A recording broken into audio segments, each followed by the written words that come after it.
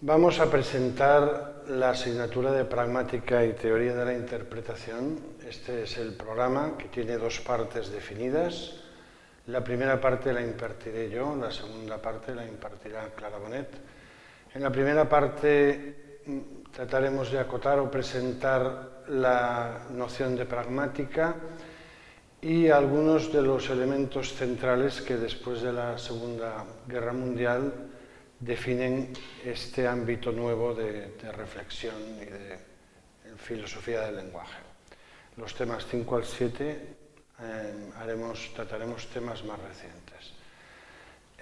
Las tres asignaturas de lógica, semántica y pragmática prácticamente tienen un hilo de continuidad que podemos observar también en este dibujo que corresponde a Charles Morris, la división que él hace de la semiótica o ciencia de los signos en tres disciplinas, que son la sintaxis, la semántica y la pragmática. Observen ustedes que no son tres disciplinas separadas, sino que hay entre ellas relaciones de inclusión. La semántica incluye sintaxis, la pragmática incluye las dos, semántica y sintaxis, por tanto, es la más amplia. Cada una de ellas, según el planteamiento de Morris, estudia la relación de los signos lingüísticos con algo. En el caso de la sintaxis, la relación de unos signos con otros, como pueden ver en este ejemplo. La pelota es roja, que contiene elementos sintácticos sobre todo de concordancia, el género femenino, la forma verbal en singular. La semántica estudia la relación de los signos con el mundo, los objetos, los episodios, los hechos. En este caso sería una pelota que ustedes pueden imaginar como roja.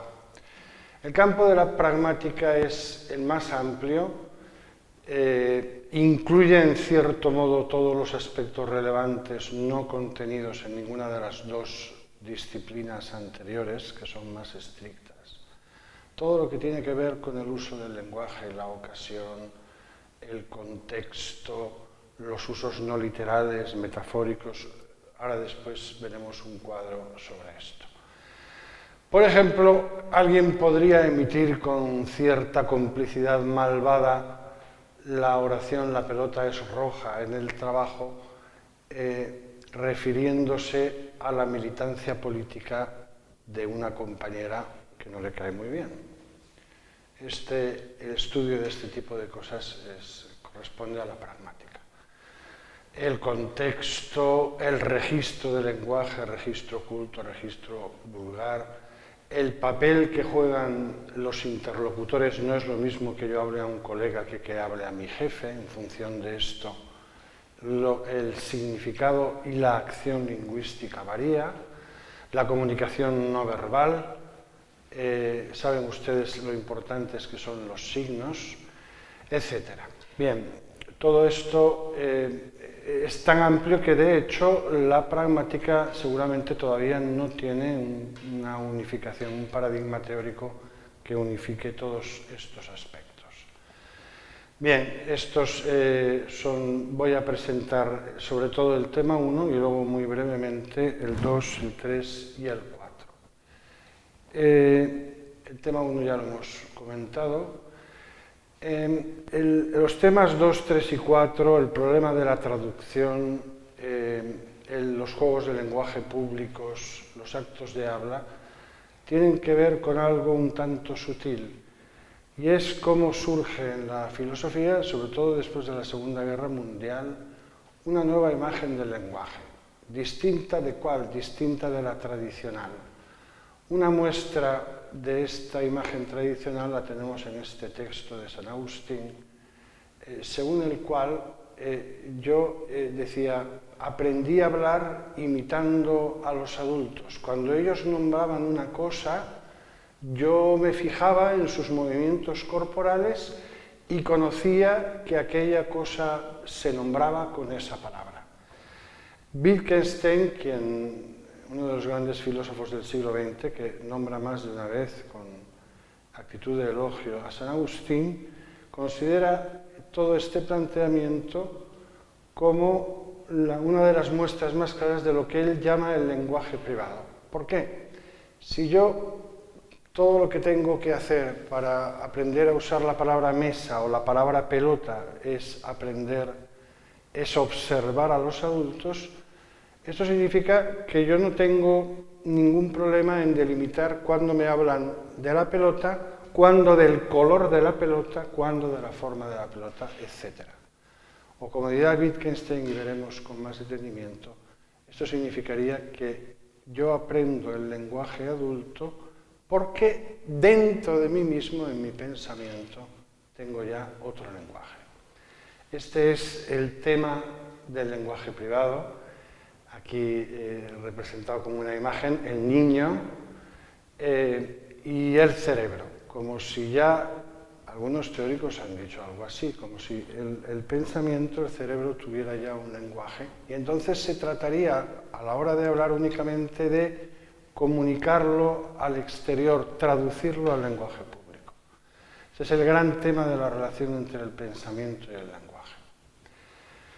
Según la imagen tradicional, el discurso verbal, el discurso público, solo es una traducción del discurso mental, el lenguaje del pensamiento, como pueden ver en el punto 1.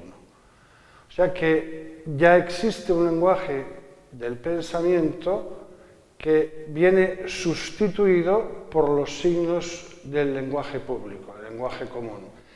Tienen aquí una cita muy parecida del Leviatán de Hobbes, porque, como digo, esta imagen tradicional ha predominado prácticamente en toda la tradición filosófica. Pero entonces la cuestión es si tenemos o no este lenguaje interno, este lenguaje del pensamiento. O dicho de otra manera, la cuestión importante es cómo aprendemos la lengua materna. Y solo hay dos modelos, seguramente. El modelo defendido por San Agustín y Hobbes o el modelo social que propone la pragmática. Al respecto dice Wittgenstein: imagínate que llegas como explorador a un país desconocido con un lenguaje totalmente extraño. ¿Cómo podrías decir en este caso que la gente da una orden, entiende una orden, obedece, se revela?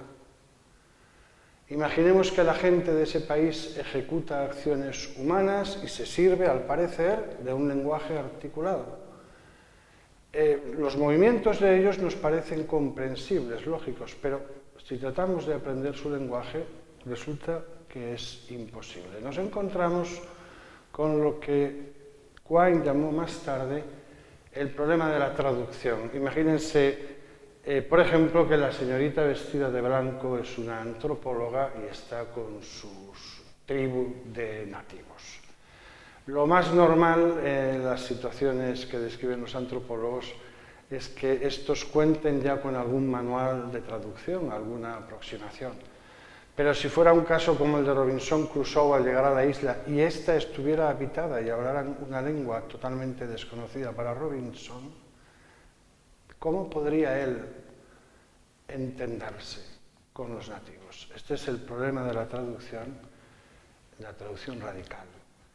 Quine pone este ejemplo: tendría que observar la conducta de ellos, y si se diera el caso de que logra aislar un sonido que los nativos repiten, el sonido gabagai, y lo repiten siempre en presencia de conejos, la primera hipótesis de traducción sería que gabagai significa conejo.